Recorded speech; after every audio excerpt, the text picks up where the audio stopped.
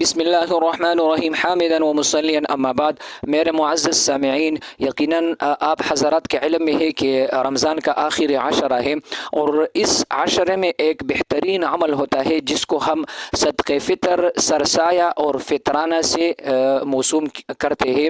لہٰذا اس کے متعلق یہ مختصر شان کلپ ہے، اس کو سنو اور دوسروں کو بھی اس کو سناؤ۔ سب سے پہلے صدقہ فطر یا فطرانہ کس پر واجب ہے، کس پر نہیں ہے۔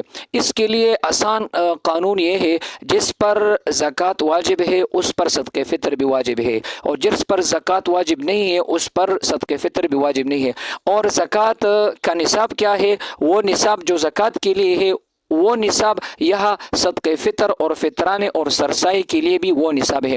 وہ نصاب کیا ہے؟ وہ دو چیزیں ہیں، ایک سونا، ایک چاندی۔ سونے کی نصاب 7.5 تولہ سونا جو کس کے پاس ہو یا اس کی قیمت ہو اس پر صدقہ فطر بھی واجب ہے، زکوٰۃ بھی۔ اسی طرح جس کے پاس چاندی کا نصاب 52.5 تولے چاندی، تقریباً 52.5 تولہ چاندی جس کے پاس ہو، یا اس کی قیمت جو 2024 کے متعلق 52.5 تولہ چاندی کی قیمت 1,25,000 روپے یا 1 لاکھ تقریباً 30,000 روپے بنتی ہے۔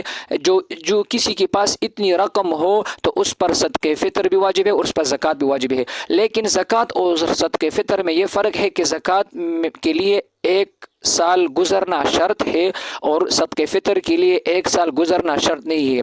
تو اس لیے جس کے پاس تقریباً 1,20,000 ہو یا 1,25,000 روپے گھر میں ہو تو اس پر صدقہ فطر دینا، سرسایہ دینا وہ واجب اور لازم ہے۔ تو یہ ان بھائیوں کے لیے ہے جو صدقہ فطر کے متعلق پوچھتے تھے کہ کس پر صدقہ فطر واجب ہے، کس پہ نہیں ہے۔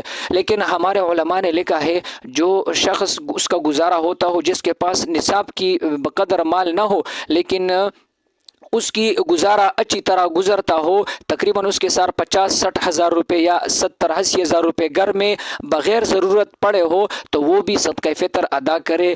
یہ ہمارے لیے بہت ہمارے معاشرے کے اور غریب اور فقراء کے لیے بہت فائدہ کن بات ہے۔ تو اس لیے صدقہ فطر سے کوئی بھی رہ نہ جائے، سارے بھائی صدقہ فطر